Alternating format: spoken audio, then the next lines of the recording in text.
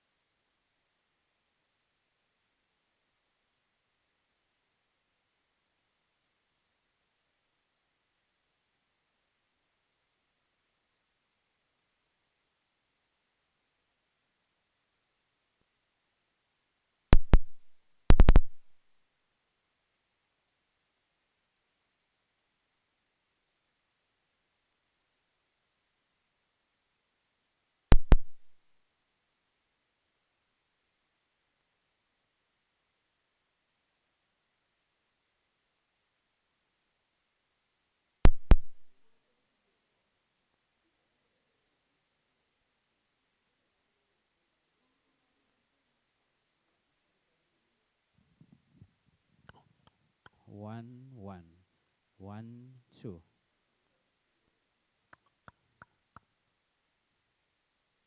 Mic check 1 2 1 2 1 2. Sharp. Do you have both channels or just the one? Eh?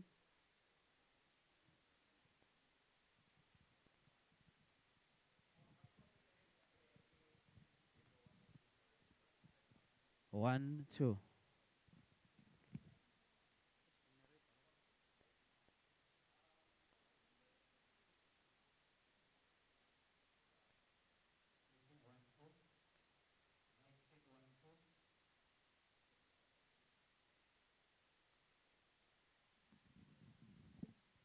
One, two. One, two.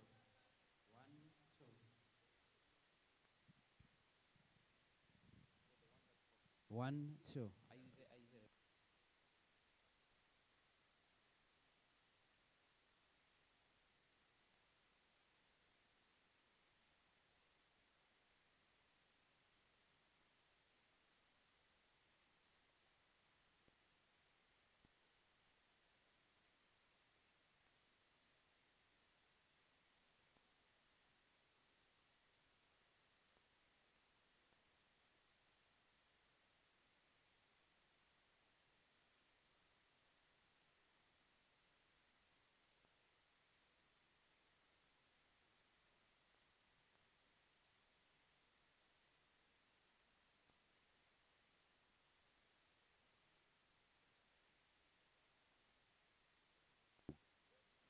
One, two. 1 2.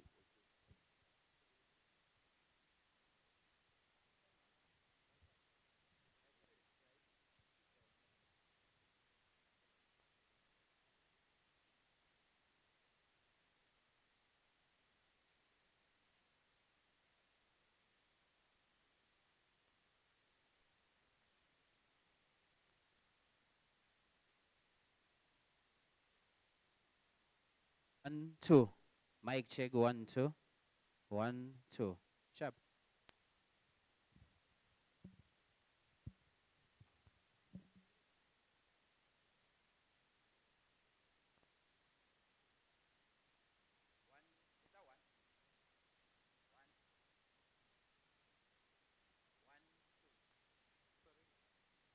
One, two. This is two. Ne? One.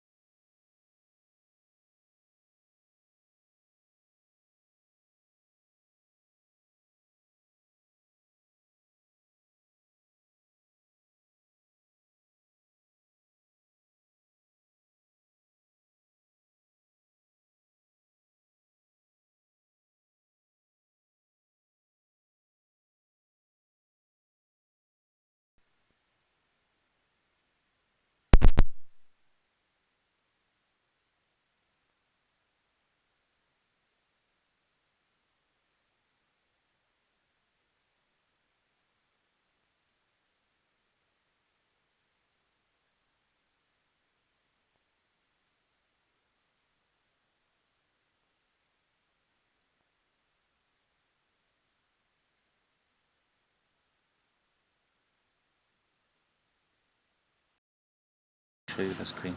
We initiated a case. Of course, the complainant were complaining.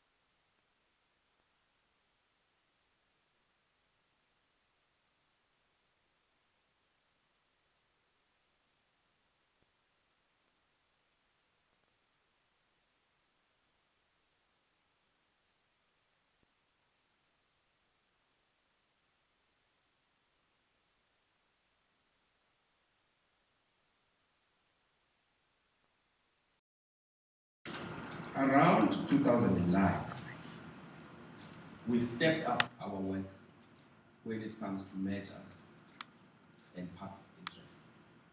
You should be interested.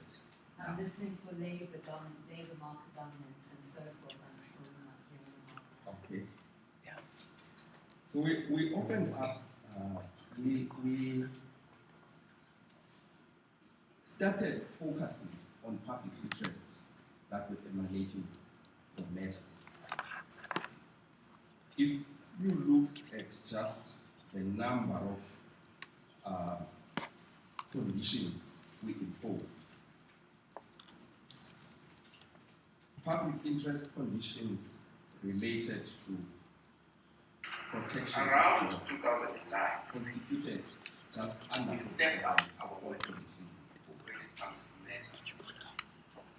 We also ensured that there is local participation where you have entry of the The example we cite all the time is Walmart.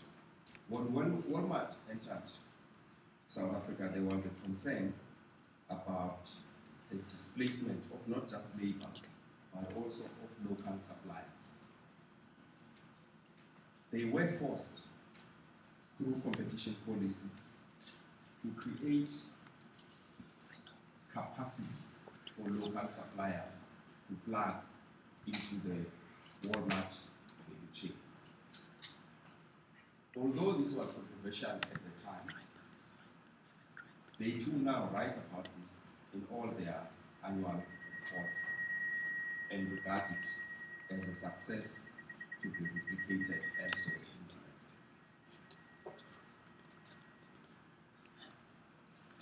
We have focused in the recent past not just on transgressions and finding, but in opening up markets for participation. And this is the work that I think also launches us into the future. This is the work we need to embed as we move forward. I'll give you just one example of this. We have been engaging with the auto sector for a while now to open up space for participation in their value chain by SMMEs and historically disadvantaged firms. It is only in South Africa where you find this feature of the market, where you have dealerships owned by very large companies, and virtually all the after-sales work has to be done through these dealerships. In many countries, including Germany itself, where most of these OEMs emanate from.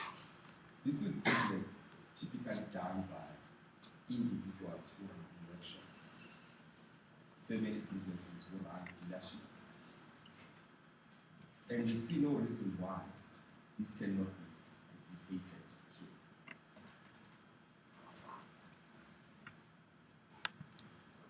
So the future, as it seems to me, is that we have to fast track this work.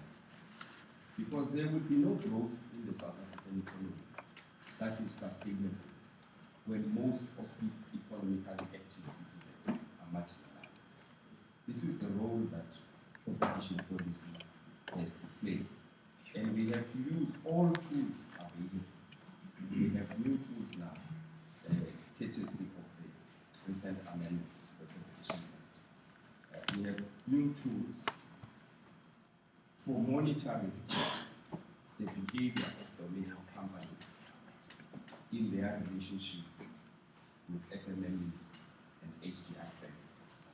We have new tools for conducting market inquiries and have outcomes that are valuable. So I think that there is a lot of scope and opportunity for us to open up markets. Of course, I'm aware that the organization itself, the commission, has to be ready for this. We must have the required regulations, guidelines, rules, and people. And this is probably going to be. Because in our law, it is criminal to do so. But so far, the system has not managed to condemn any vote into a prison term. So I think moving forward, this is one of the focus areas. I think we are inevitably having to deal with the role of SOEs in the growth and dynamism of the South African economy. Because often the role of SOEs is so huge in markets that they can pick winners and losers. We know this when we just have to think about the ESCOM home contracts. There, ESCOM plays a very direct role in choosing who wins, who becomes successful. So I think that we are going to have to look at closely if we are to succeed in promoting both competition and inclusivity. I think also our economy is entering a very dynamic and exciting phase with digital markets. And I hope that these tools will enable us to respond better to what these markets present. Just to give you a few things we are doing in this regard as I conclude. Firstly, the fuel of digital markets is data. So the cost of internet and access in South Africa is an absolute priority. And I'm glad that government has now responded by announcing a policy in this regard for the release of spectrum. We expect that this will lower prices. We in fact want it to be a condition of spectrum allocation, to be specific on pricing as well as universal access obligations. We think all South Africans should be able to get access to internet without making operators bankrupt. It's possible. The only problem we've had is that we have not properly regulated this sector. So we are quite excited that we are at where we are now, although we are late. But we must also be very careful not to entrench dominance through government licensing when it comes to this issue of spectrum. So we've got to be vigilant all the time because we know what happens when regulatory decisions are made, how long it takes to ratify that. We have experience at the Commission of dealing with Telkom, who had dominance in infrastructure for a very long time. And it took many, many years of litigation, of reforming regulations in order to be able to get some participation in that market and costs coming down. Of course, it helped that you had a disruptor in the form of mobile phones coming in. But if we get it wrong, we know the cost to the economy,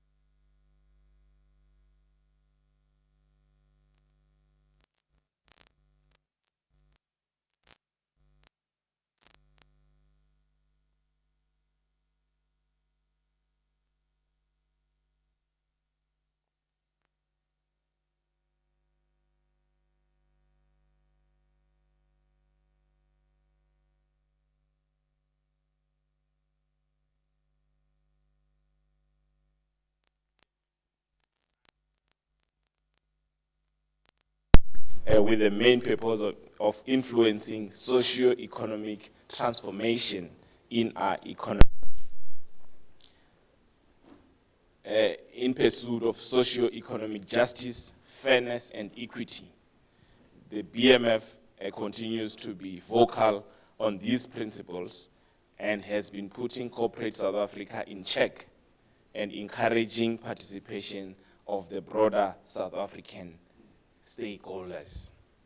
He is the founder and CEO of Deposit for You, which is an innovative credit provider that specializes in financial rental deposits for tenants. And to my right, I have, to my left, I'll be very quick, I'm checking you. You need to, so the audience need to know who is here, so that maybe they'll understand you very well and your, but maybe Ashley doesn't want to be introduced. So Ashley Benjamin is the Vice President of FEDUSA, which needs no introduction. Thank you. And I have Mr. Marius Krokamp, to my right, who is the Deputy General Secretary of Solidarity, which also needs no introduction, I believe. And Mr. Nares Moloto, General Secretary at the National Council of Trade Unions, NACTU, which I believe also does not need an introduction. So these are very well-known federations and trade unions in our country. So we'll get straight to our discussion today, and welcome for. Thank you. Yeah, and thanks for joining me for this roundtable. Colleagues will open up for questions later on, so the discussion will start. So as we start, following on the theme, of transforming this economy, and perhaps maybe the role for competition policy. So what are some of the strategic levers which can be used to unlock economic growth and economic transformation in a country? So I'll start with Sandile, if you can just hear your thoughts there.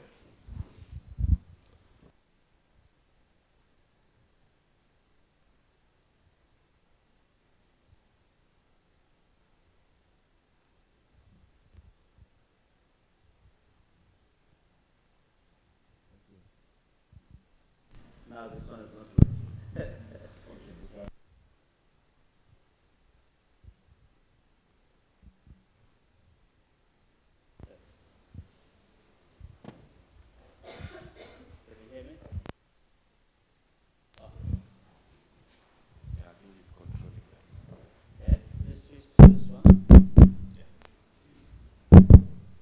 This one is on. Yeah, let me use this. Don't touch that button. Okay, first of all, I must commend the Competition Commission for putting together this very august square roundtable. The non-participation of women in this roundtable is something that is a very obvious omission. That I'm sure the competition will find a way of addressing. That notwithstanding, it's quite important that I start by really inviting all of us, not to necessarily waste our time, but bow our thoughts and bow our heads in remembrance of Dr. Tanya Ndlovu, who departed 2 days ago. She will have spent a lot of time in the space that is the subject of today's discussion throughout her career as a woman in construction.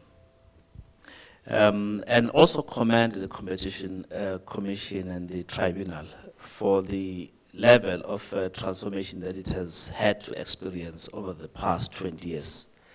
I can remember very well that at some stage the leadership of these two bodies were, Norman Manoim and David Lewis, very eminent personalities in their own right, absolutely. I've worked with them and I know their good work.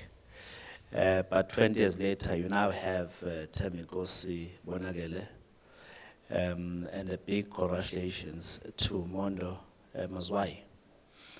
So you are leading by example to ensure that these authorities which are looked upon to open up our economy are ably led by women and men of substance. So it's highly commendable.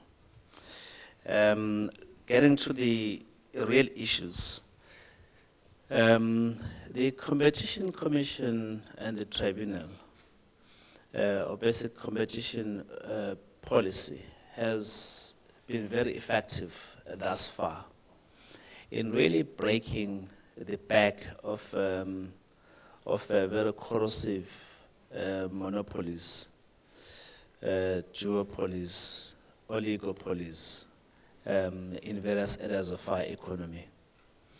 And to the point that we are now made wiser as to how they were milking it, to the detriment of the consumer, to the detriment of those who are aspiring to enter the business area.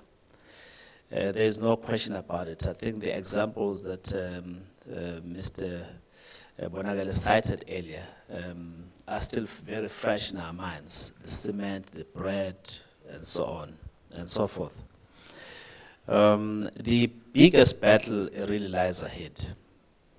We as the Black Business Council participated quite enthusiastically when the law was being reviewed and the committee in Parliament was conducting hearings. One of the interventions was that we made was the payment terms to suppliers. It's commendable that the Competition Commission will have, for example, imposed many conditions on AB InBev when it acquired SAB Miller. Highly commendable. But one of the unintended consequences of such, because of the omission in terms of attention to the detail, was that some of the suppliers to this big international conglomerate serve as de facto bankers to this big giant. The payment terms you supply, you are very happy, you've got a long-term supply agreement with this big gorilla, but you are paid in 180 days. You ask yourself, which SMME will really survive being a banker to a multinational who will pay that party for services only 180 days later, assuming that the invoice would have been submitted correctly, because if it's not, the clock starts ticking at the point of realization that the invoice was not done correctly. So 180 days becomes 200 days, becomes 300 days. Easy. So the greater focus of the competition, we would like to impress upon it that please pay attention to that kind of detail. Be open to the whistle blowing around those specific nitty-gritties. Because if you focus on the high-level issues which get the attention of the front-page headlines, and you omit attention to the detail that is not attractive to the media, you will be losing it. I think at the stage, I must give my colleagues an opportunity, but those were opening remarks. No, thank you very much for that, Sandile. So I'll bring in, I think, Sean here, because I think this this may build up well, because just broadly, you're thinking on what are these strategic levers. I think Sandile is quite strong on payment terms. That businesses, he didn't say how many days, but I think they should be paid in 1 day or 2 days. I don't know why is it so difficult. But Sean. Thank you. Good morning, everybody. So I think that specifically if we look at when we are in economic downturn, it's specifically the focus around how we can create those inclusion mechanisms for small businesses into the economy. And I think when we look at the structure of the South African economy, we've got this dual structure. One is that we've got quite strong dominant firms, but we've also got an emergence of a lot of small businesses. So I think that there needs to be a key focus around creating more levers for the dominant firms to open up those supply chain opportunities. I think the access to market component is most probably key as well.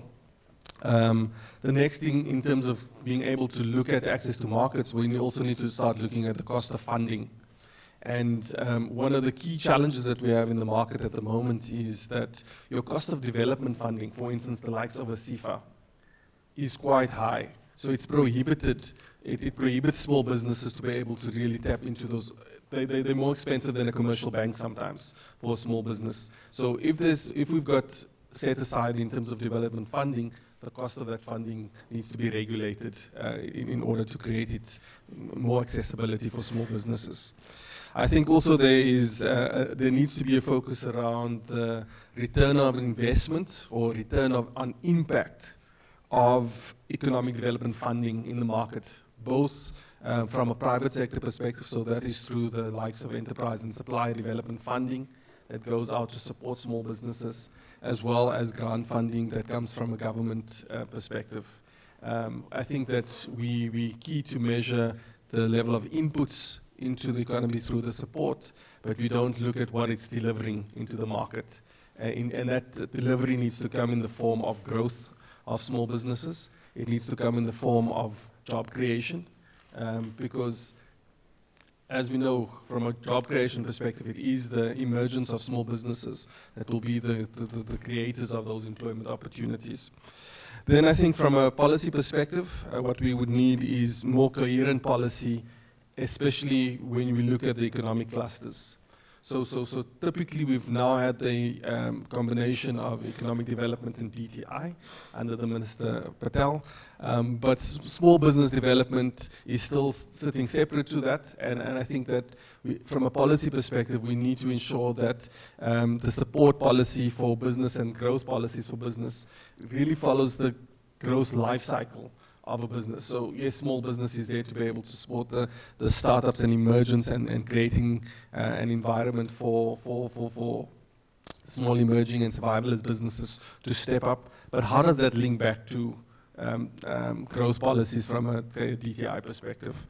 And I think then also just reflecting on some of the amendments to the Competition Act, I think one of the key things that stood out for me was, once again, speaks to market entry around dominant firms being able to create a price or providing small businesses with the same pricing that they would other players in the space. I think is most probably a positive link in terms of creating opportunity for those small businesses to grow, because typically small businesses are priced out of the market. So if they're able to get their input cost at a lower basis or at the same basis that other bigger firms are able to get it, it creates a step up for them. Yeah.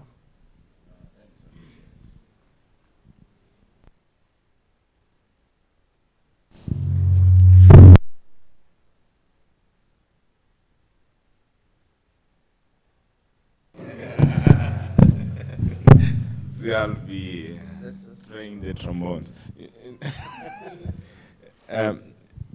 No, thank you. So, Andile, I think that touches it, and this is access to markets, cost of funding, return on investment, support for SMMEs, policy coherence. That just is directed at you to respond. Thank you.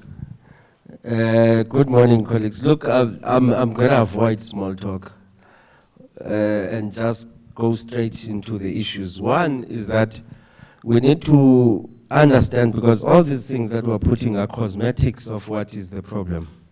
They are not really the problem.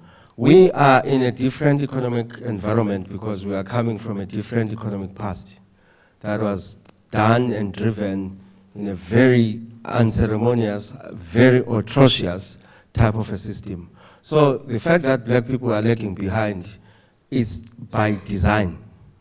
It's not because we are ineffective, we can't work, and you can't tell us that in the last 25 years of democracy, we can compete equally and more competitively the same as people that had 300 plus years head start. So we have to start there. And then we come to the cosmetics, the BMF view of the economic outlook, the regulation that we have, the competition law and the policy formation. So those are my 4 points that I would stick into when I'm discussing this topic. The first thing that South Africa needs to do is to create an enabling environment. This needs to be done by a government who is a referee in the economy. They need to create an enabling environment of proper black businesses that could thrive. If you don't know what is an enabling environment, let me give you an example. During apartheid times, there would be a bank that is created by few white entrepreneurs that are favored by government, and government would say, if you continue banking to the other bank that was existing, you would get paid your salary in 15 days' time. But if you bank with this bank that has been formed and is new and is Africana-led, your money will come in within 24 hours. Naturally, the market segment would move towards the new bank for promotion. Now, we want ABSA to remain, we want Capitec to remain, we want Nedbank to exist, we want Standard Bank to exist, but parallel to them, we want a regional bank that is run by a black entrepreneur in Eastern Cape, KZN, Durban, Gauteng, everywhere. And where an entrepreneur, not politicians, BMF is not in support of a state bank. We want entrepreneurs in those regions where government can take a decision to move their own accounts to that particular bank, so that their own employees, municipality and provincial employees, and everybody that is a provincial government employee there, moves its money to that particular bank if you want to create banks. And the reason why I'm talking about the financial service sector contributes about 25%, is the biggest single component of a GDP contribute. So the growth of our economy is lying in the financial services. Now you have people, black people that are still talking about advancing each other in other non-mattering sectors, when the financial service sector is not transformed and you're not doing anything about it. Now let's come to the issues of regulation. You have NCR, you have FSCA, they regulate black people completely out of business. And I can tell you, tie that up with the funding models of FDIs. If you run a financial services like I do, you don't go anywhere in the state or SA where CIFA, NEF, IDC fund a person that does financial services. Oh, how do you expect that black people would participate in the financial services if you can't have source of funding from the DFIs? Lastly, before I leave the cosmetics, I will allow the other colleagues to come in. Look, there's something called Regulation 28, right? There's 9 trillion rands of asset under management if you look at the private sector or the asset managers that you find in SA. That Regulation 28, Minister Gigaba, when he was a finance minister, extended the exposure of the monies that must be invested by asset managers to the offshore investment from 25% to 30%. That literally exposes 30% of assets that are under management. 30% of that 9 trillion rands is exposed and invested overseas. Now you have a government today that is running around looking for 100 billion from FDIs, whilst the South African assets, the South African investors are taking advantage of the opportunity to expose their portfolios to about 30% of the monies that they have to offshore investments, one. So how do you balance the act? There are people that are taking money out of the country, and you want other people to bring money into the country. Now, the call for BMF is that when we drive for the creation of real entrepreneurs, not abantu that are living on handouts of state tenders. I'm talking people that would produce goods and services for the market and make us competitive globally and locally and increase our productive capacity. You need them to be financed. So the only one thing you should do, you perhaps in that Regulation 28 and say 3% of all the money that is under asset management must be directed to 100% black-owned businesses. Each asset manager in their portfolio, they must have 3% of any money that they manage directed not to, I don't want 51% black-owned businesses. I want black entrepreneurs who are capable to run businesses, to be the ones that are fronted in to be given an opportunity for them to thrive and succeed. And that's what I'm talking about when I'm talking about a government that has the political will and the balls to create an environment that is enabling for our economy to thrive. And believe me, you can pray till Jesus comes. You're not going to find a South African economy that gets out of the situation that is in if you don't have new entrances that are creating value into the economy, which are black business. You can't have an IPP program that is 10 years old, that is 90% owned by white people, and yet you are telling me that you want to create an environment that is transformational, and your government. So colleagues, I don't talk cosmetics, as I've said. We must deal with the issues directly, and if we can't, we must remove the government of the day and put a government that is progressive, that wants to do these things as we want. They are the referee, and they have the responsibility, nobody else. Thank you.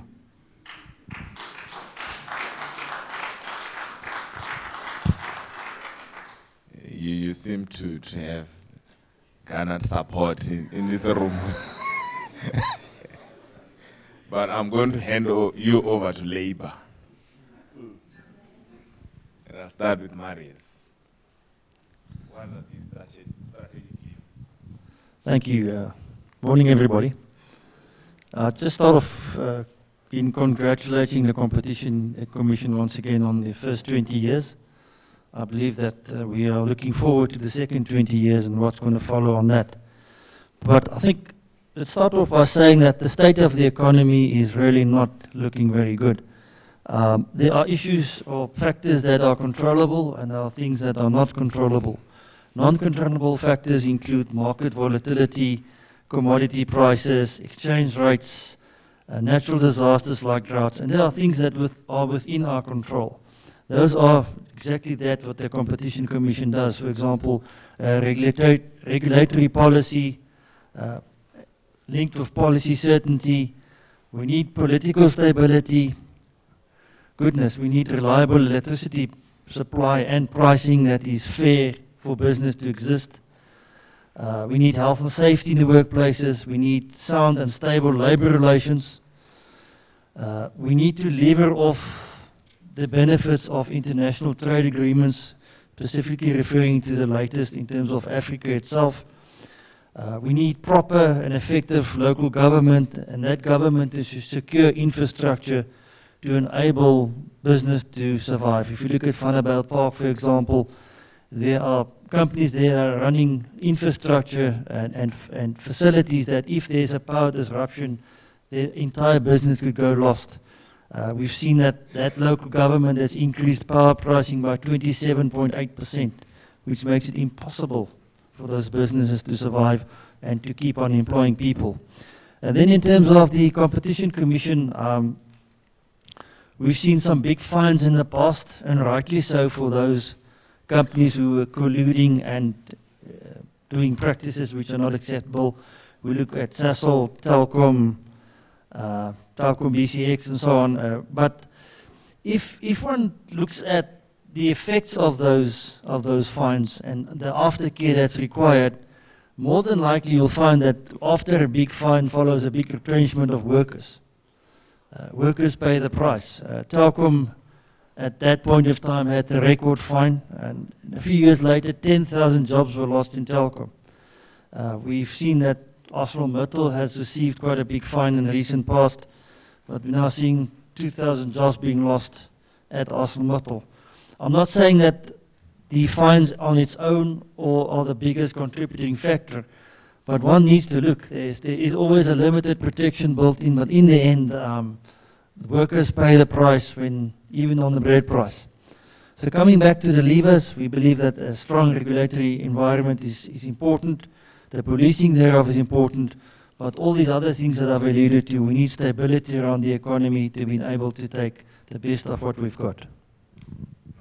Thank you for that, Maris. And I think you are bringing something, and I'm gonna, ask colleagues here, Labour, because you are saying after a big fine follows retrenchments. Anile here talks about entrepreneurship. He's talking about promoting entrepreneurship. And entrepreneurs need a flexible labor system. What are these strategic levers? And I'm going to hand this, I'll leave, Asian, I think just maybe your perspective on this, what is it that can be done from a labor perspective, but having, a broader perspective on the economy as we have it. Thank you very much, Program Director, and good morning to the panel and the audience. Let me also congratulate the Commission for celebrating 20 years of existence. Let me first start by saying that, factors like economic concentration, collusive behavior, anti-competitiveness, it's an international problem. It's not only a South African problem. In various countries and institutions like the OECD and those have implemented measures to stem out and to root out these practices. That's bad for society. In terms of strategic leverages, I think over the past 10 years, the biggest investor in our economy was government. Billions of rands of infrastructure in the forms of roads, whatever, schools, and also construction of the stadia for the 2010 World Cup. And then came big business and colluded with the tenders of building our stadia. I mean, that is not patriotic and in the interest of society. But so the point comes to say that we call in the labor movement investment strike. The question is, what is big business bringing to the party? Government has invested billions of rand in the economy, but we don't see the commitment from big business in terms of investing in the economy, as again I said, which we call an investment strike. So we want to have a more dialogue about that. What should we do as the other social partners to greater economic growth? But I want to reply to Commissioner's input. I think it's quite provocative input, and let me just give a quick reply to that. I think we agree that the Competition Commission is a strategic institution that can enable and foster greater competition policy, economic growth, that creates a balance between the interests of workers, consumers, businesses, and greater society in general. So I think it's a very important role going forward in the next 20 years for the Commission. But let me highlight some of the issues you raised in your opening remarks.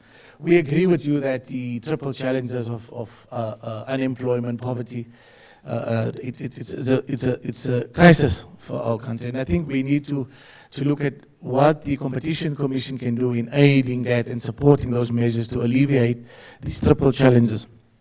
But coming back to your earlier statement that industrial policy of government must be reviewed, I think industrial policy is very sound of government, and we can give government credit for those industrial policies that they implemented over the past couple of years.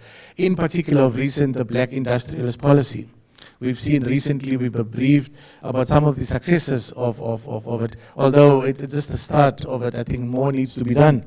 But the problem is the mismatch or disjunction between industrial policy and other trade policy, which I think create a problem for us. And you alluded to those issues about multinational companies entering our economy and how do we manage them and how do we ensure that we protect our local interests and local economic development. So we believe that the Competition Commission can play a role in that by strengthening the issue of industrial policy, not necessarily reviewing industrial policy.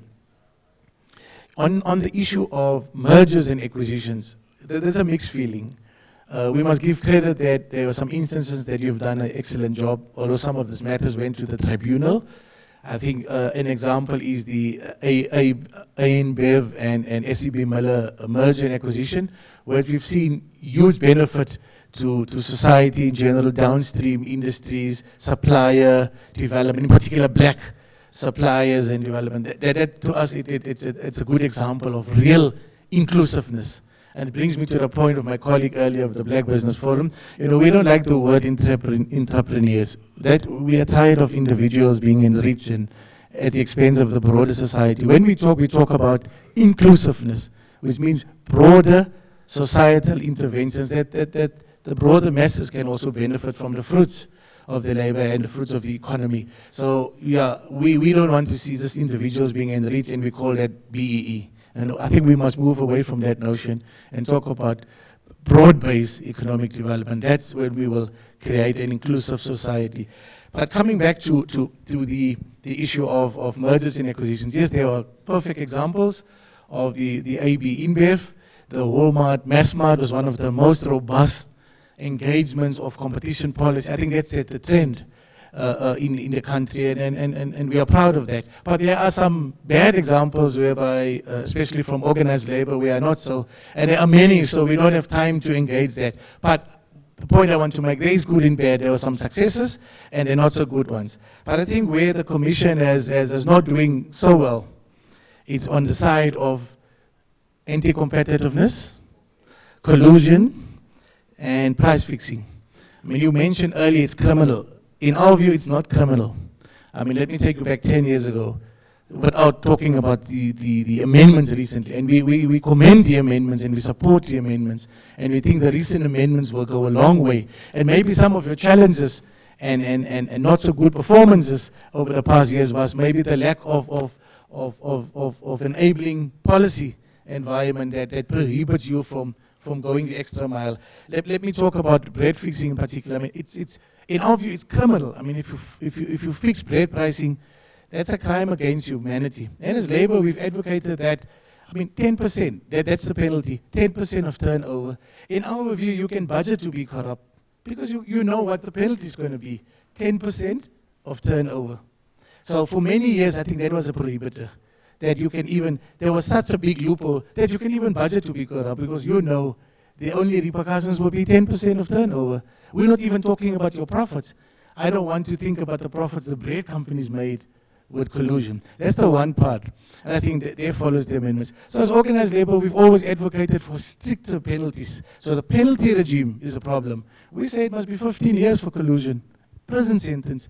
That is when you deal with what my colleague has mentioned earlier about how do you transform the economy? How do you actually prevent anti-competitiveness?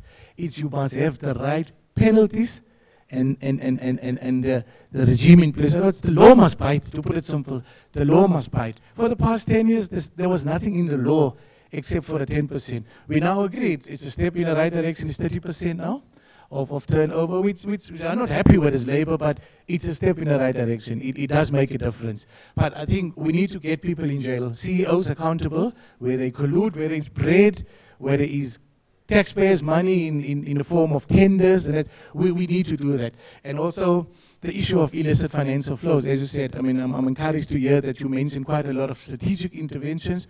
There's billions of rands leaving this country illegally. And there's talk about it, but there's no interventions. I think on the continent itself, it's a big problem, illicit financial flows. And overall, I mean, I'm happy you mentioned the auto sector, the issue of transformation. Yes, it is a big problem, but I'm encouraged by the new amendments to the Competition Act, in particular the public interest clauses, which even civil society can trigger. Organized labor can trigger it if we are not happy with a particular acquisition and merger. But in conclusion, for my input, I want to say that, I mean, for maybe the mergers and acquisition side, we can commend you. But on the real issues, anti-competitive behavior, price fixing, collusion, I don't think we've done well over the past 10 years in stamping out those corrupt practices. Thank you. Before you TP, because I just want to know from you, what must we do to unlock the economy and transform it? Are we going to punish businesses out, our way out of this morass? What are the one or two things? Because I like that you critique what the authority has been doing, but this is not about the competition commission. In fact, it's just one part. What are those one or two things?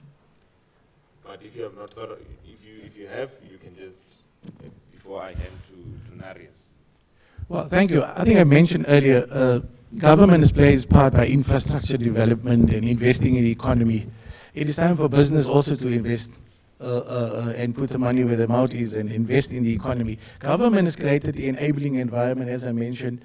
I'm surprised to hear that black business have not benefited from all the interventions in government, because government has certainly created enabling environment. So if that is the case, that we have not benefited, then we need to review and look at what is the reasons that we're still talking today, 25 years on, and say that we have not transformed the economy, black business is still excluded and marginalized. I think there is something fundamentally wrong, which we need to have a very serious discussion about. Thank you. Thank you very much. Narius, on these strategic levers and how we can transform the economy. Yes. Okay. Thank you. Greetings to you all, and congratulations for the Competition Commission for its 20th anniversary. I think it's progress. Look, I want to start by saying, from the labor perspective, maybe we should say transforming from economy from what to what. Because the role of workers within the economy has not been fully recognized. Particularly, what is their role other than just to go and to help to build a bridge. Thereafter, everybody claim responsibility, the government and the business. But let me go back a bit and say we are talking of transforming whose economy? Economy in terms of us, and where do we start? We start from the people that are there in the township, all who are selling, all over the park stations, the taxi ranks. Do we exclude those people, or do we include those people? Where do we start in talking to the economy? But talking about transformation of the economy historically is to transform the economy from being a white boom to an exclusive, to where we say, let it be, let's begin to get the people that were excluded to be included. And also let us try to get more people inside. So who are we getting inside? Well, first we said, let's build the South African economy that is inclusive. The South African economy is still not inclusive. And by saying, what are we transforming? The private sector is voluntarily, and that's basically why until today you still talk of transformation. And we can still talk about transformation 50 years and 100 years. As long as we do not necessarily, we don't know what are we actually transforming.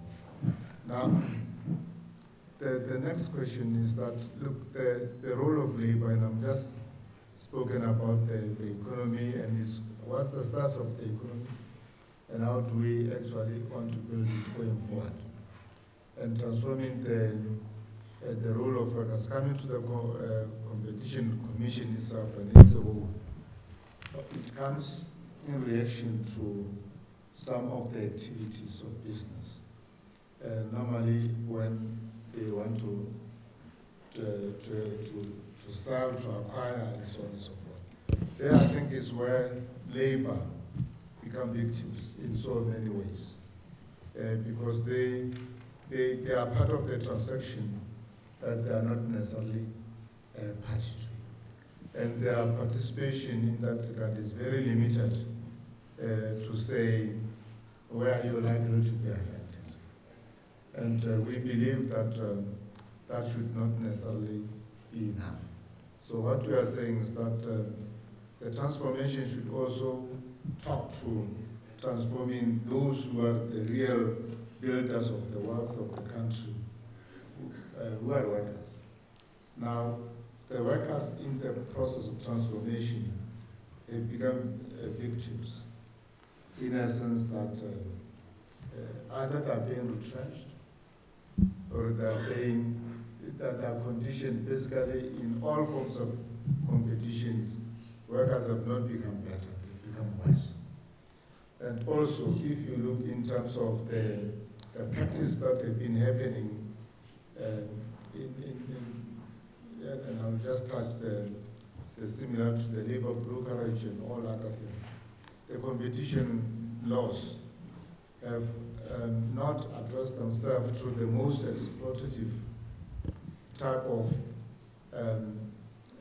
practices where employers win and become big by disadvantaging others purely on the side of the labor practice. So I think that is where we need to begin to pay attention. Thank you. No, thank you very much, Nares. So maybe I should ask you, Sandy, what role should the private sector be playing, in addressing the current economic challenges? And I mean, when I mean private, I mean black and white. Well, on the issue of, I'm going to confine myself to the competition environment. I could be much broader. But vis-a-vis competition, now if you talk to captains of industry,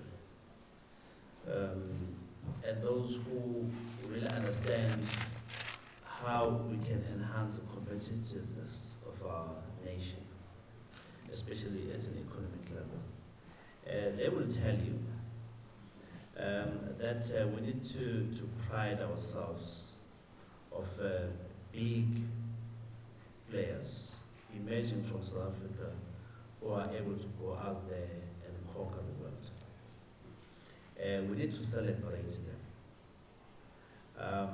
And most importantly, we need to foster a greater and a much more effective symbiotic relationship between those who are big gorillas, for lack of a better word, and those who are emerging, who want to leverage themselves off the supply chains of those large corporations. And when you talk to those people, they will tell you that the competition law has said to cut big players in South Africa, not just to size, but has diminished its influence, in the economy. They will say, for example, there was a time when MTN, which emerged from South Africa, was conquering the world, making acquisitions in Iran, entering the Nigerian market, and entering markets elsewhere in the continent. And they will argue that because the environment in South Africa was enabling. And you've got to balance and juxtapose that with the cost of data, which was just too high. Whilst these big players like MTN were conquering the markets north of us, but we were suffering in South Africa because their dominance was corrosive. So I think we need to, therefore, be able to juxtapose. I could just use another example of South African breweries, which, as you know, for the longest time dominated the local market. I think it still does. Other players tried to enter, they were cut to size. Whether the Vivo breweries, I think we made, if I'm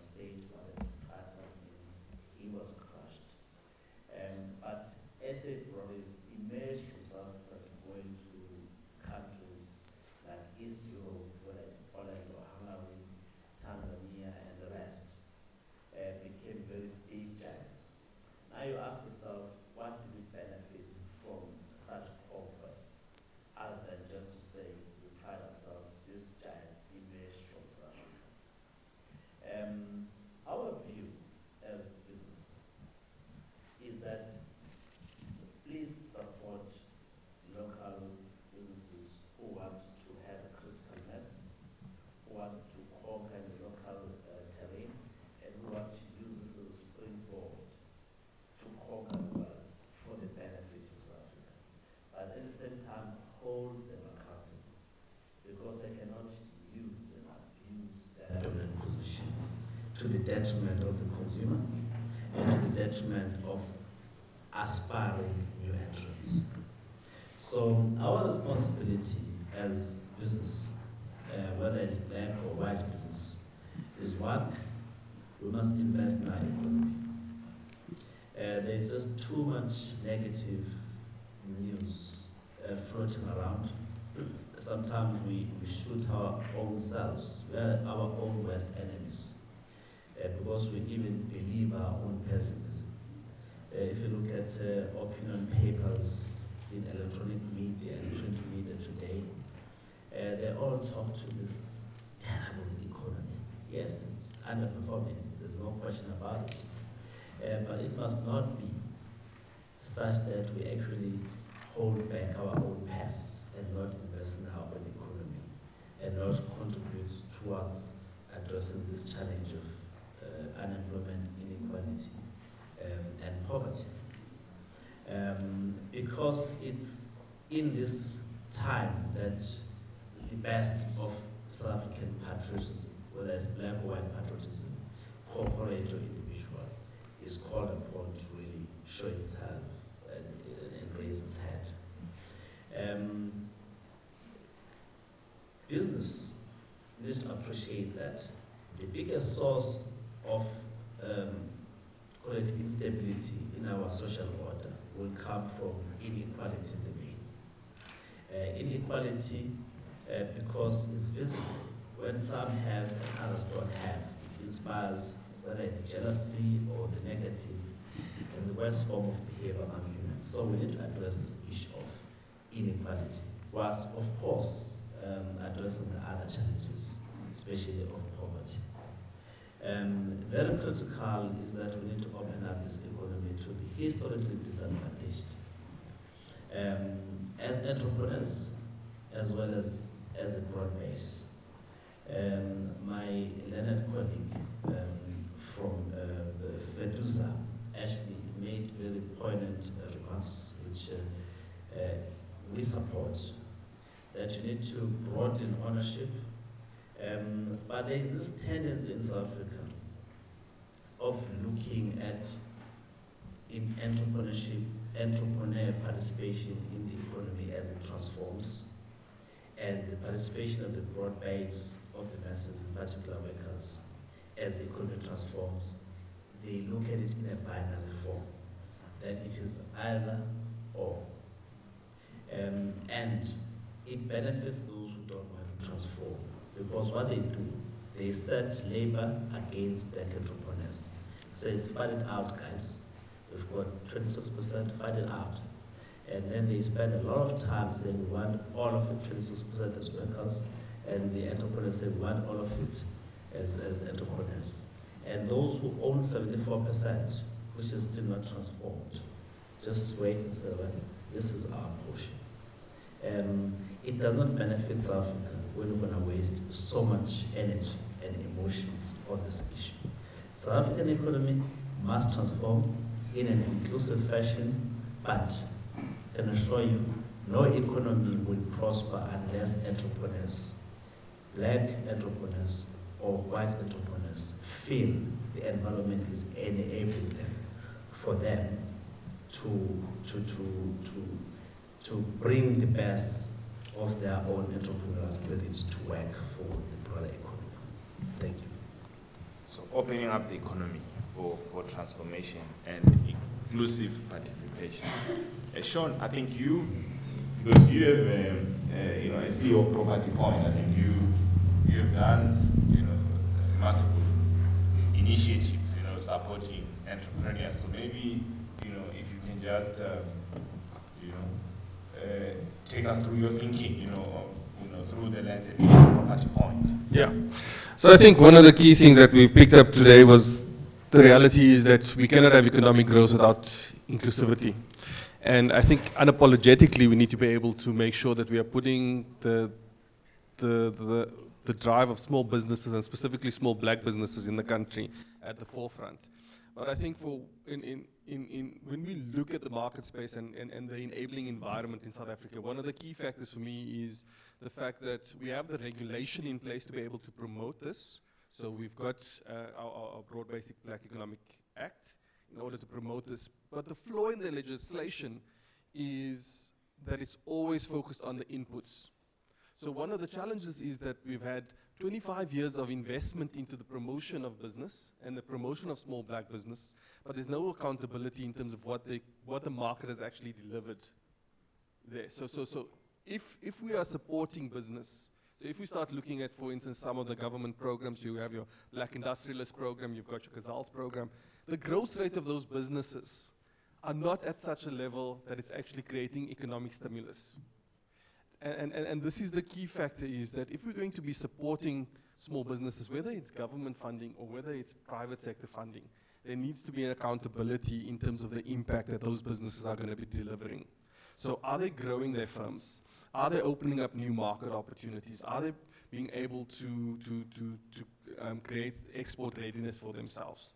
I think that there's been a lot of, if we start looking at the BE space, a lot of money has been taken up by intermediaries in support of small businesses. There's been an training of small businesses in order to create the readiness, but there has not been a focus on really delivering impact of those businesses. So what we've done, so Property Point works specifically in the property sector. We work with black businesses within the full value chain and how we are able to create inroads for them in specifically private sector supply chain. And one of the key focuses that we looked at, we've just done a macroeconomic study, is to say, okay, what has been the contribution of these businesses back to the GDP? So if we're going to be supporting small businesses, it needs to be how do they contribute to the GDP?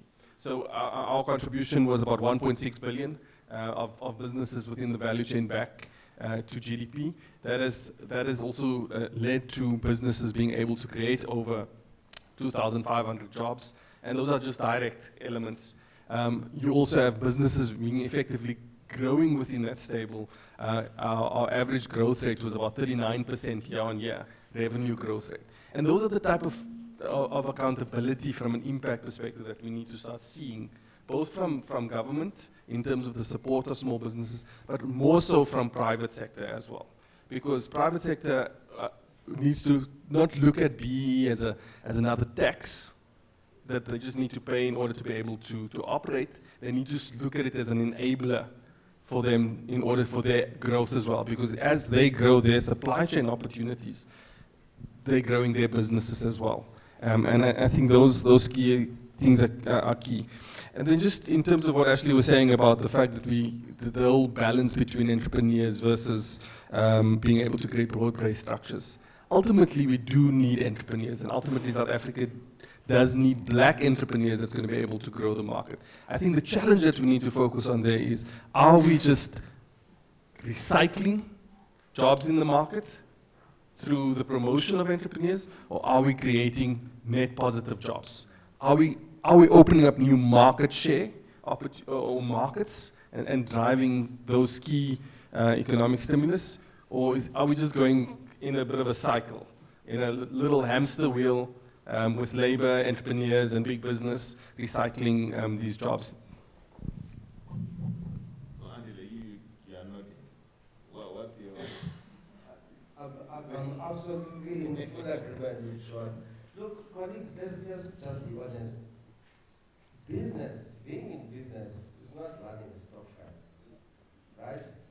So we're not going to be thousands of us running a farm, and we want that way wakes up at 10 and the one that wakes up at 6 a.m. has the same share.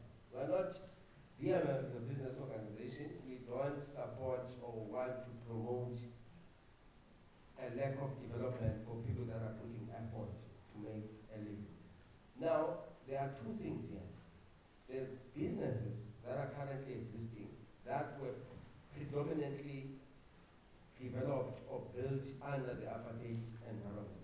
If we say there that we're transforming these businesses and we're bringing in individual black entrepreneurs, maybe let's attach upfront an equity position of 15% or 10%, whatever the money is, to say that percentage will go to a sovereign wealth fund in the country, where all these, if since we started with the BE deals, 600 billion of them, if the equity position of the individual black entrepreneurs that was there was included with, let's say, workers' equity plus a sovereign wealth fund equity, we would have had a substantial amount of money beyond the taxes that we have to invest back in our economy.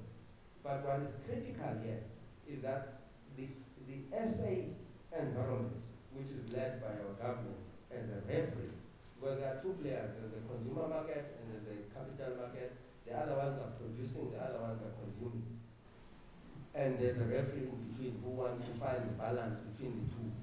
Is that if we want to create a thriving economy, is that government must invest heavily into black youth on their education so that they can learn the skills and they can have the necessary knowledge to be able not just to seek employment after graduation, but to start businesses, their own businesses. And in those businesses, we must not be afraid and shy away from the reality that if I form a business, whether via procuring from via selling services to government or selling services to private sector, but we must have an aspiration of being individual billionaires. China, the socialist or economist country, had put a target of having 400 million people being dollar millionaires. They want individuals in a society to thrive, whilst they are creating an ecosystem of an overarching economy. But this idea that I must create a business, sell something, then all of a sudden I must find myself with 1,000 shareholders, it's not going to happen. It's honestly not going to happen. The only businesses that must do that is the ones that were advantaged during apartheid times.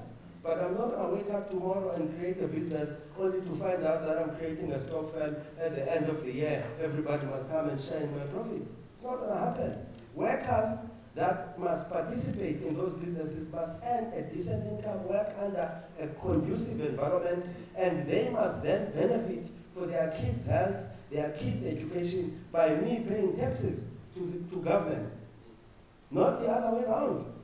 Thank you.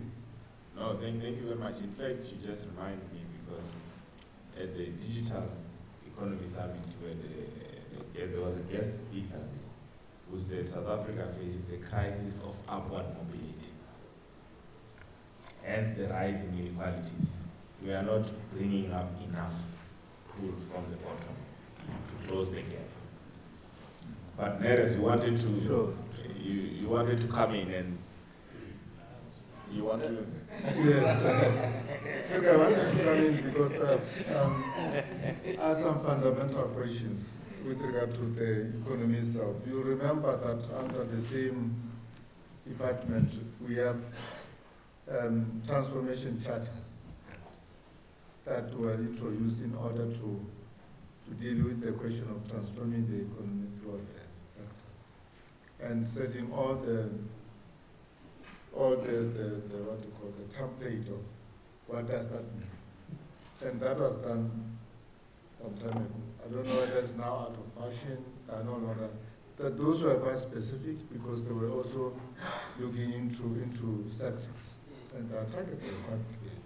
Where are we in terms of that? That was, for me, if you talk transformation, in reality, we intended to talk that. And I think you will say that insofar as that is concerned, I would admit that we are nowhere. Because that's where we should have started to say, having done that, where have we gone? The second aspect that I want to highlight is that the trillions are being owned by workers in a form of return. These are workers. But they look like they are insignificant. Their role in the economy is only as workers. But their hard-earned money is the one that everybody is looking at all the time. When you talk of financial sector, what are you actually talking about? You're talking about the retirement fund of the workers. And what sort of control do these workers have there, in a little form of trustees who are not really even making that critical decision? Now, you are saying the role of workers in the whole economy and the way it's structured and the debate is being played out significantly, seriously. And we are saying we are not happy with that. First, we say let's create that money, that it should be able to be used to build, and not transfer, to build a South African economy that is inclusive. Our understanding of economy is that the activities of the citizens of a country that seeks to produce goods and services that they consume. Now, the mentality or idea that we should all struggle, move to create few people that will feed us, that will employ us, is not correct. And that's not necessarily the economy we're talking about. So you don't like the idea of billionaires? I think the DMM is quite clear that they want to create billionaires, and I think the economy has to grow. I think we must accept 4 trillion is not enough. Even if we were to divide it amongst ourselves, we need higher levels of GDP to go somewhere. Yeah, I mean, we are less than the state of California. It's really, we really need to start think carefully about growing this economy. But actually, you wanted to come just briefly so that we can. Thank you, Program Director. No. I just want to say that we are not against black businesses and black entrepreneurs. I think the issue is inclusiveness and transformation. When one talk about transformation, you cannot only talk about black billionaires in it. I mean, there you're making a big mistake because you exclude big components of society and public, which is workers. So for me, it's simple. If there's an equity deal or it's a BEE deal and it's worth 30%, what is wrong of giving workers 10%? And take your 20% as a black billionaire in it. These are the type of issues. We are not prescriptive how it should happen. Or profit sharing schemes. Let the workers benefit from the fruit of the labor and the profits. But we need to have that conversation. It cannot be about, I think, and that's part of the negative thoughts out there about black businesses and that they're just there to enrich themselves as black entrepreneurs and that, and not willing to share. And sometimes that criticism is unfair because sometimes you must blame the historic owners of production. But I think as black people, we must acknowledge that we also have a responsibility. We just can't call us black billionaires or entrepreneurs, and we ourselves are not driving the transformation agenda. Otherwise, we're as guilty as them that we are accusing. So that's the message we want to send home. Thank you. Thank you very much. So maybe let me just, because we have now the Competition Amendment Act, it has introduced 2 aspects which are quite crucial. So there's one addition, for when we look at public interest in measures, which there's a specific provision that talks to the need now for parties to the measure to consider the promotion of a greater spread of ownership for historically disadvantaged persons and workers. But also on abuse, it says, well, there is now focus on participation in market. So by SMMEs, so there are 2 angles. So it's more SME focused and spread of ownership. So I just want, because this is quite new, President signed this not long ago, and we have to implement this as part of the growth agenda. Maybe I should start, Meres, I left you out, but you need to come in. Don't worry, I don't feel too lonely. Yeah, worker participation is something that's very dear to us. Ownership schemes for workers, and that's where we think the amendments should assist. But it's something that it can sound tricky. We've been down the road with many companies and big ones implementing this in the wrong way. Workers and their representatives should be involved at the design stage of ownership schemes, so they understand and not being fed a scheme that, like in some instances, actually does not benefit anybody after 10 years. Then also, in terms of these schemes, it's important that if you allocate a share of your business to the workers, that those workers should have a representative on the company board. They cannot be remote shareholders, they cannot be remote owners of the company. In some form it should be devised that they are on the board and be part of the board decisions. In terms of SMEs, there's opportunities, I think. In times of when things are not going well, we're seeing a lot of retrenchments, we're seeing big companies now retrenching workers, but these companies sometimes do offer some assistance to the workers being retrenched, and I think that's where one should be creative and one should police that in such a scheme that they allocate resources and funding to workers who are being retrenched to set up their own SMEs and maybe become some sort of supplier within the chain to those big companies that they worked for before. So it's opportunities that one should actually go and create and think about and make sure that it happens. So I will go around, the table just on those two points. So, Sandile, you start. So we just focus into the point, just the response to that intervention. Okay, well, the two interventions are noble. You can't fault them. Ensuring that more space is created for SMMEs, we cannot fault that, because there is evidence that throughout the world, the economies which succeed are those where there's a symbiotic relationship between big players and SMMEs, and where SMMEs are integrated into the supply chains of large corporations. And now, if you do it through this intervention, you are also ensuring that the multinational automotive players don't bring international suppliers into their own supply chain. What do you call those? Yeah, they have some kind of campuses around Toyota, Mercedes, where they bring suppliers from Germany and Japan to set up. And when they suddenly close that line, those suppliers also move with these big gorillas.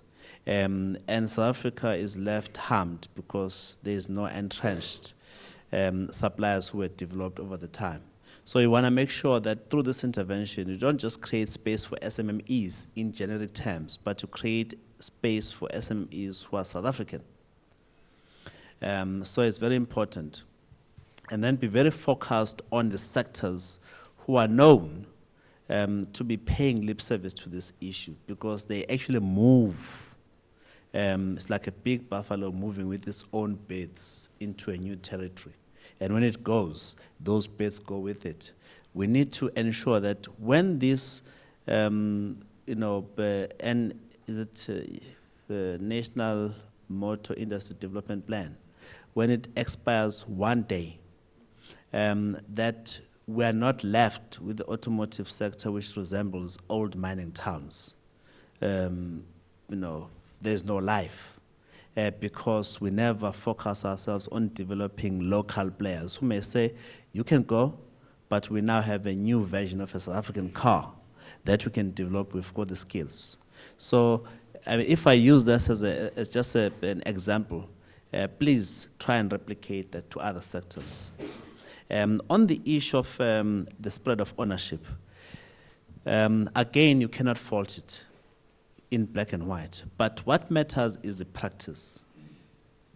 It's not long ago where there was some noise, I call it noise, that was questioning the effectiveness and the efficacy of instruments for transformation, and which was interpreted in our circles as an attempt to pour cold water over transformation and to begin to set groundwork for destruction of broad-based black economic empowerment, or BEE as we know it. We take serious affront to those maneuvers because they don't talk to the letter and the spirit of what is written. So we need to watch the behavior.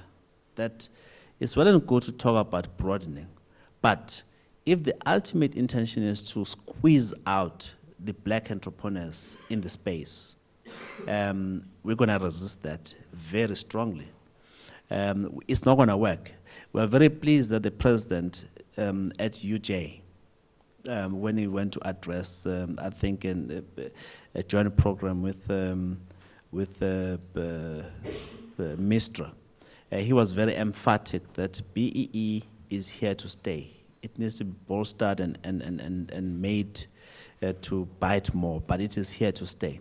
So we see these interventions as a very noble intervention in the space where it's been narrow ownership, where SMMEs have felt bottled out, but we're just going to watch the behavior because sometimes the noise is the worrying part, because it basically says the tone is to marginalize, and we'll resist that.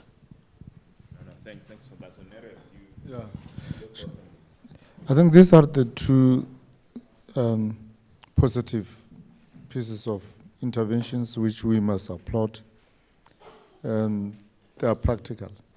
But I think where we have been letting ourselves down is that this legislation's in their implementation, we seems to not understand. We then have 1,000 interpretations, and everybody want to interpret it and do it his own way.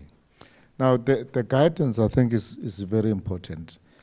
From the trade unions or from the labor point of view, we want to see this as the opportunities.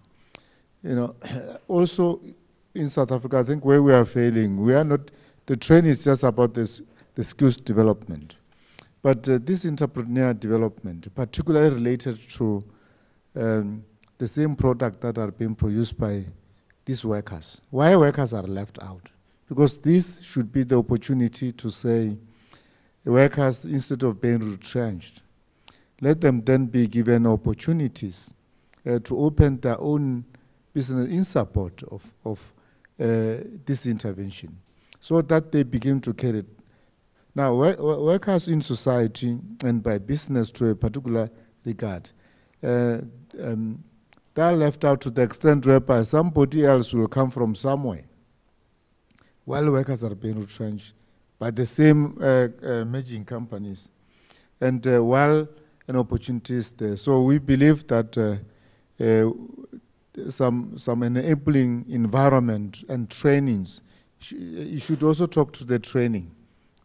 That will then enable, because if no training is there, then the whole thing is going to fall apart.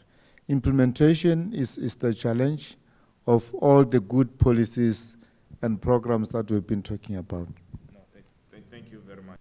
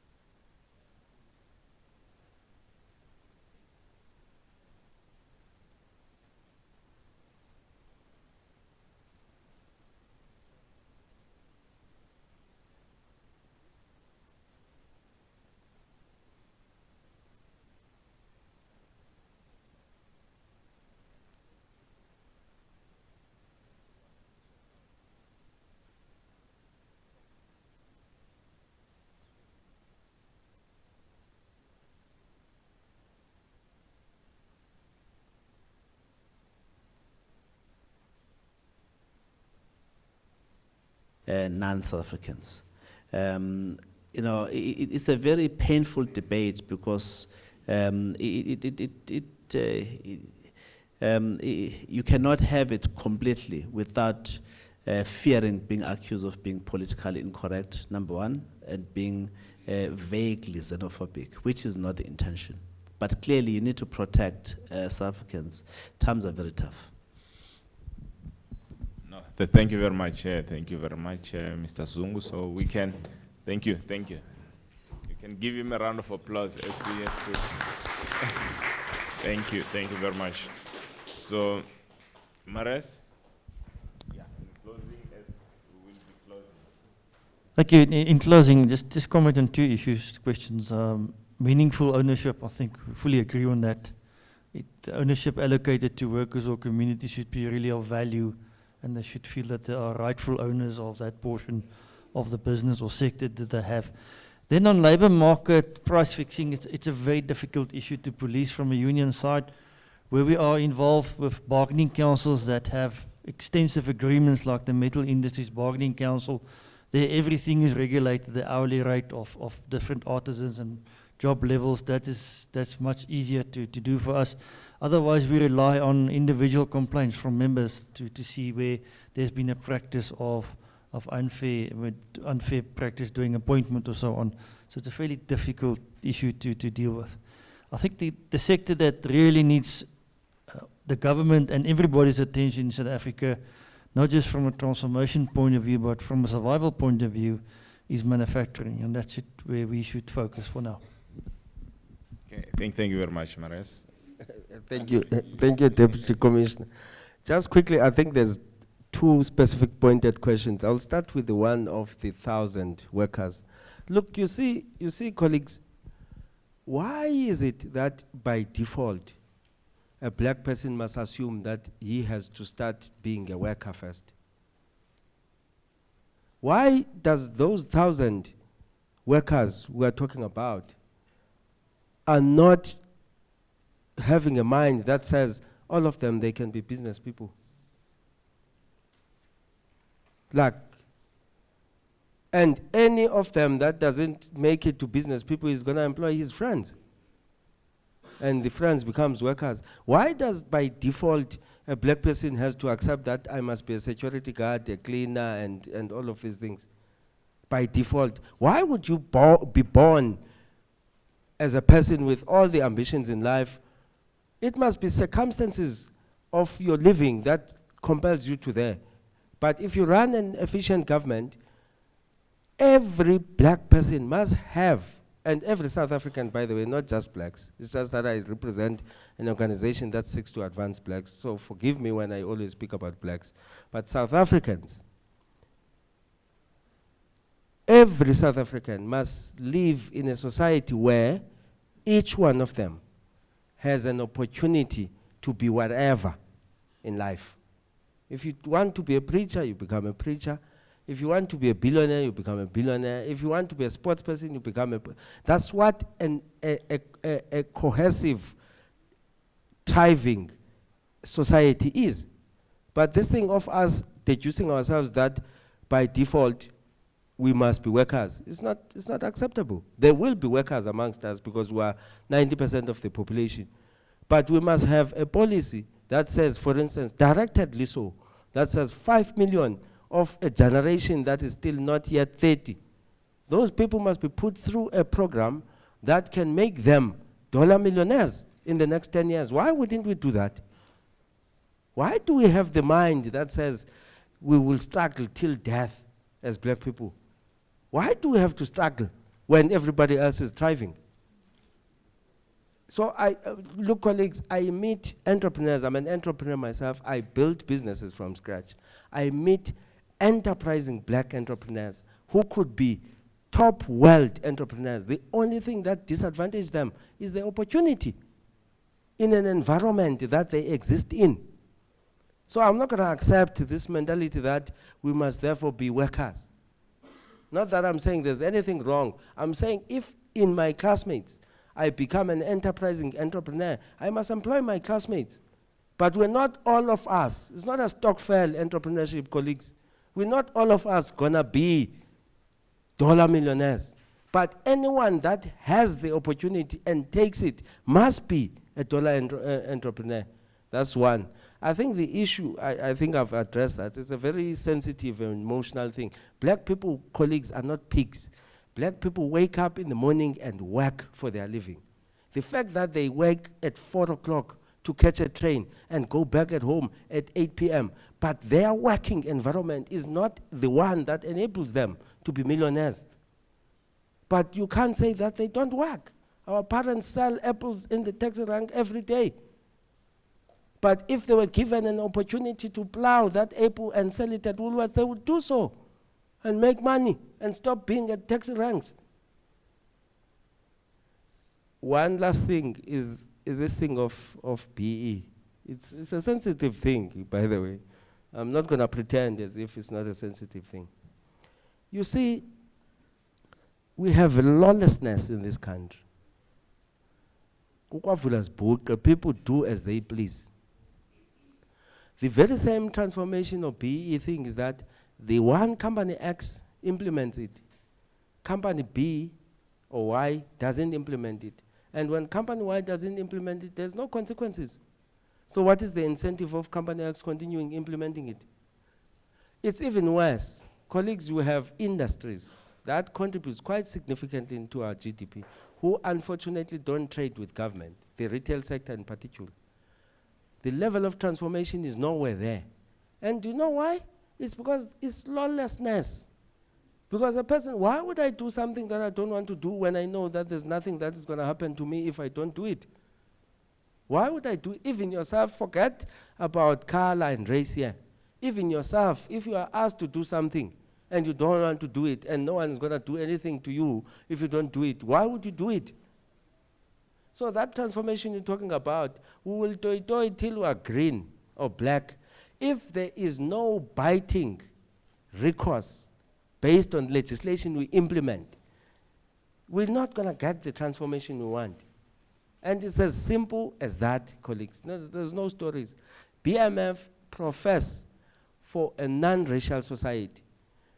We want to see all South Africans living the same life. Let's not accept the fact that we don't want to perhaps even live in Waterkloof, but I want my village to have the same amenities that suits me. Even if I don't wash inside, but I must have the income, the resources that makes me to decide to live in the village. I must not live in the township because circumstances makes me to live in the township. And we accept that. We set up, just in closing, we have set up a litigation fund in the BMF. You must follow us and put your 50 rands there because we're going to review these laws of this country. All these laws that are not giving us the economic advancement we want, we will challenge them. We'll start with the legislators who sets them up. If they can't help us, we will go to the courts that are also the people that ensures that they are implemented or they are in the right process with the Constitution. Our Constitution is very clear, colleagues. It's very clear about transformation. The problem that is lacking is that the legislation we set up to enable what the Constitution wants about transformation is not adequate. It's not taking us there. So we must review these things. If failure from legislation and courts, there's no other choice but to have a different government in office. It's as simple as that. We're not going to be married to ANC for poverty purposes.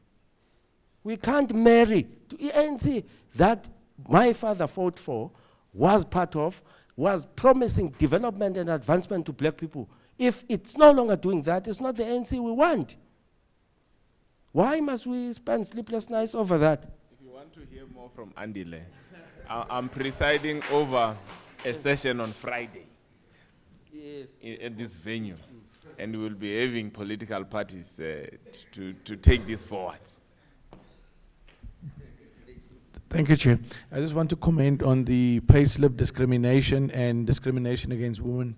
You know, despite legislation in place, labor laws and that, equal work for equal pay, the discrimination still continues. So it's part of the day-to-day struggle, continuing advocacy struggles, in particular in workplaces where those discrimination happens and occurs, that we must we must continue to struggle for women's emancipation and ensure that there is legislation in place, but that still doesn't help. So it shows you there must be other methods to ensure that women gets their rightful place in society and that they are not discriminated against. Yeah, it's in the law. The law makes provision, as Andile said. There's a law, there's a legislative process, but it has no impact on the actual transformation and equality for women.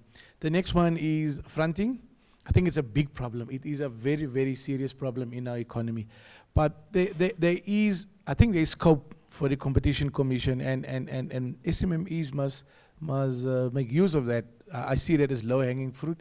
The recent amendments to the Act, in particular Section 9, well, I would like to believe that fronting is anti-competitive because it's a scheme designed by one group with the aim to perpetuate its own profits and security against another group by just disguising as a black company. That I would like to believe that the Commission has all the jurisdiction in that regard. So SMMEs must engage the Commission on that.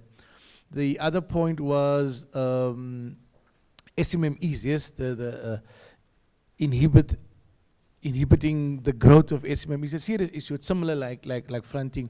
Again, the recent amendments to the Competition Act would take care of Section 9(3), in particular, that assists SMMEs if there is elements of price discrimination. The legislation says the onus is on the big company to say, what did I do to support and grow SMMEs? So I think we need to take that into consideration when we deal with those issues. And I think the Commission has got, also the Commission in terms of its advocacy work, must campaign and highlight those things, that there is new provisions in the Act that actually stamp out these unfair practices that we've spoken about. And I think just to, in short, what should we do? Some of the industries, I think the bread industry, we must not just leave focus, we must look bigger into it, because there's only a few companies basically that controls the bread industry. I think there is scope for greater transparency. If we look at the school feeding schemes, we were told a couple of years ago by one of the ministers of finance that government was charged 23 rand for a loaf of bread for the school feeding schemes. And that was all the corruption that's happening in there. I mean, what is wrong? Maybe we need to look at genuine community bakeries that can supply bread to school feeding schemes in government and really create transformation. We are not saying get rid of bakeries and the guys. We're saying is, how do we contribute towards transformation? And maybe that's a way to go.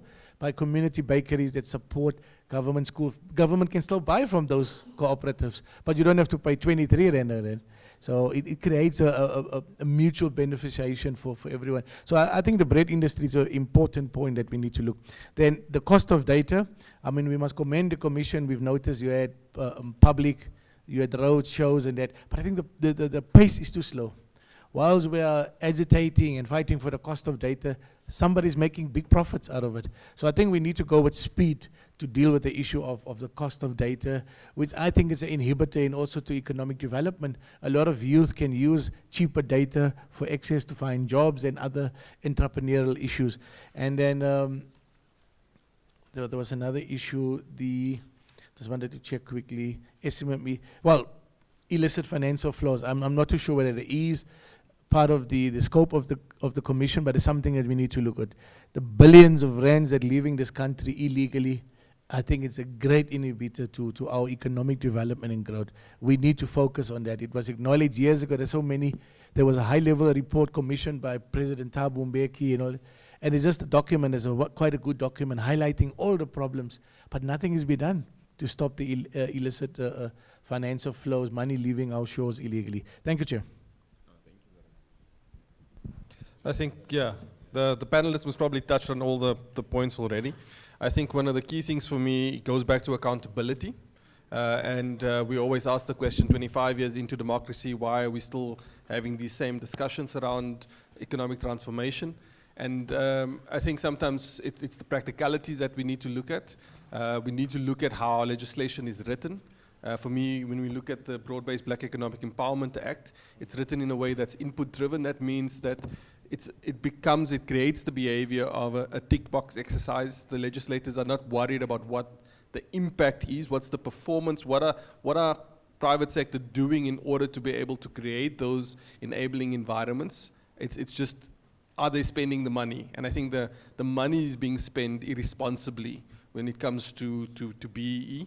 I think it lends itself back to the point the gentleman made about the enterprise and supply development. I think I mentioned it earlier. The key thing that you find within that space is that your intermediaries, which I think most probably is correct if you say 90% is white, are the beneficiaries of these schemes.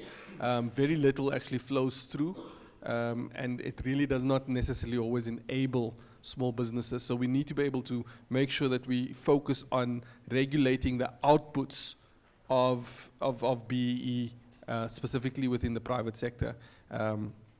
I think also in terms of the gender pay gap, gender globally is a challenge, and I think that the gender pay gap is a drive that you'll be finding that is at the forefront of a lot of focus, but yet the things are not changing. From a corporate sector perspective, there has been a lot of voluntary reporting as well, and that's coming into place in terms of being able to disclose the gender pay gap. I think it's something that we need to focus on. Even from an entrepreneurship advancement perspective, you have a very low gender representation, and it's a key factor that we need to be able to focus on. I think that also in terms of the foreign element, I think there's this. It's a complex structure, because I think at one end we need to be inclusive as a continent in terms of the promotion of Africa and advancement of Africa. But I think as a government we need to also have that key responsibility around being able to promote locally, being able to buy local, and any foreign investments, whether it's a spaza shop or large multinationals coming into the country, need to be regulated in order to be able to contribute back to the fiscus of the country. And I think the regulation of workers is most probably also key within that space, because most of the time in the informal sector, your workers are worst off in terms of these setups. So the accountability on government to make sure that they effectively regulate and police is key. And I think that from a competition commission perspective is being able to hold business accountable. I think that the issue of fronting came up, and both the frontee and the frontor needs to be held accountable as well. And maybe a closer working relationship with the BEE Commission. We have not seen any, we've seen some reputational or some announcements around investigations, but we haven't seen real outputs from any of those investigations. And I think that it's most probably, fronting is real. Your SMMEs are the biggest disadvantage when it comes to these fronting deals that's happening. And there needs to be some serious examples being made. Thanks. No, thank you very much, Sean, and thanks to the fellow panelists. Of course, good things do come to an end, and I think the Black Business Council president did say this, and I think this is really a true honor of the departed, Dr. T, because she has been a champion of transformation, and we do so, I really felt this session today did speak to those ideals, and it's up to this generation to take it forwards. Unfortunately, we are now in the gig economy. We did not even talk about it. And I think trade unions, the people now work 3 hours here, 4 hours there, 2 hours there. This is where we are now. We are in the 4th industrial revolution, and I think the economy, as we are talking about now, is an ever-changing economy. So the solutions we had 20 years ago are not going to help us into the future. We need to constantly think through solutions, and I think this has been a very, very good session, and I thought I would introduce myself at the end. And my name is Hardin Rachisusu. I'm the Deputy Commissioner of the Competition Commission. Of course, I was just here as a moderator in the middle, and I was listening just like you, and I've taken a lot, and there's a lot to take back. And I'll hand over now to Khanyi, but before that, a round of applause, of course, to our fellow panelists. Thank you.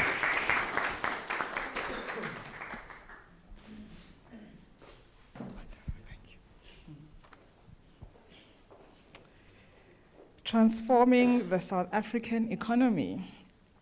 I would say that now, more than at any other point in the history of our democracy, we need to be having these conversations. We need to go back to basics.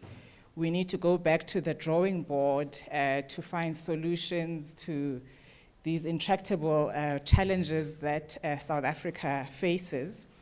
There is a need for debates. There is a need to tease out the issues, come up with new ideas, come up with solutions.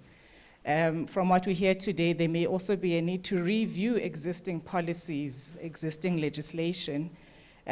What's important is that we get unstuck as a country where we are getting stuck.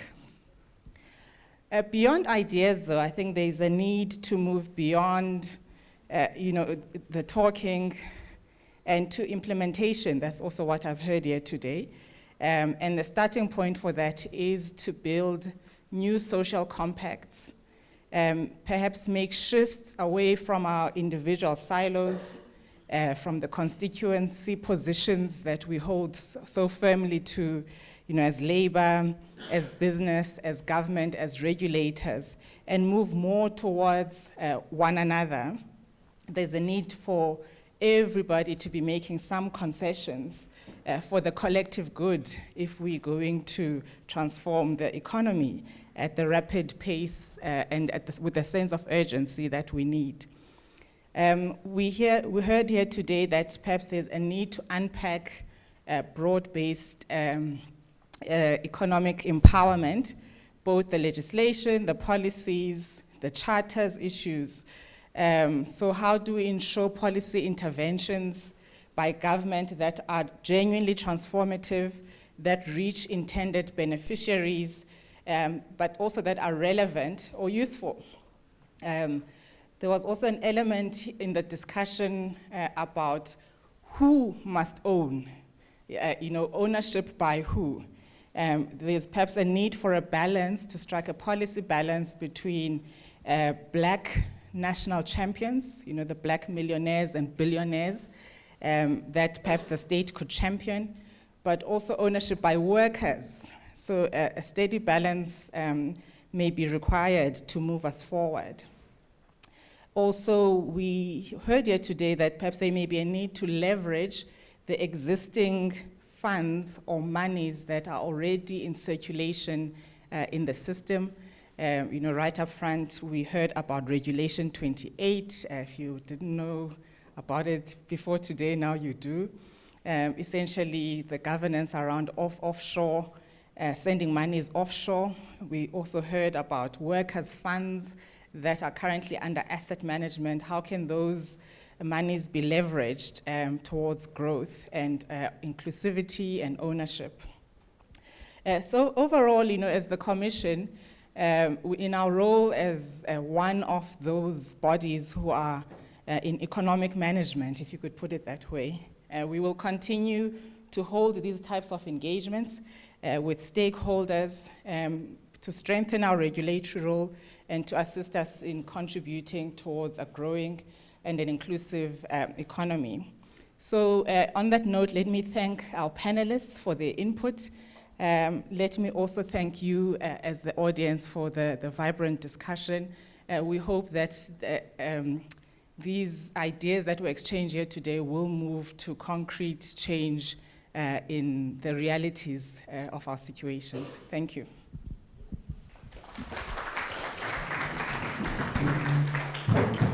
All right, thank you everyone. So this is the end of our program for today. I will encourage you, we do have lunch catered for you, so please join us downstairs. We will have a little lunch, and we can continue there with the discussions and with the debates, and hopefully maybe you can interact more with our panel here. But thank you again. A round of applause to you as well. Thank you.